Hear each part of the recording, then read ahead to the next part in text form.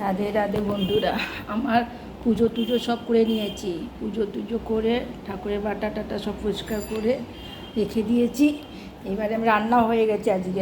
মা বললো দোকান যেতে হবে না, ঘরে একা একা বসে কী করবো, যে গৌমাতাকে রুটি দিয়ে দোকানে চলে যাব।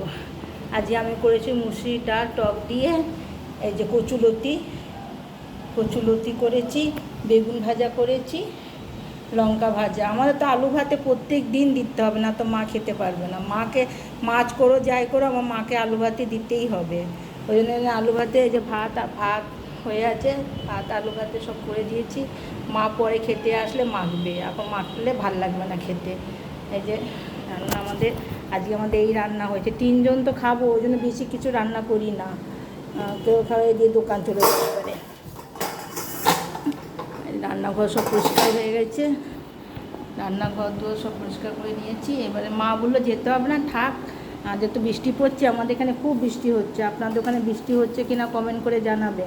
আমাদের এখানে প্রচুর বৃষ্টি হচ্ছে রাত থেকে। যে মা বললো যেতে হবে না, বললাম না যাই, দোকানে বসলে তাও টাইম কেটে যাবে, ঘরে কেউ নেই, একা একা আমার ভালো লাগবে না। এই দেখুন, তারা হাত ধুয়ে নিই, তুলসী মায়ের দর্শন করুন।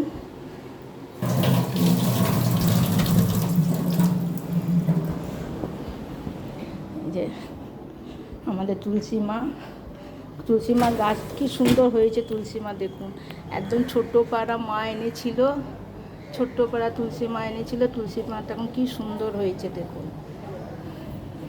দেখুন আকাশে অবস্থা দেখছেন, মেঘ হয়ে রয়েছে।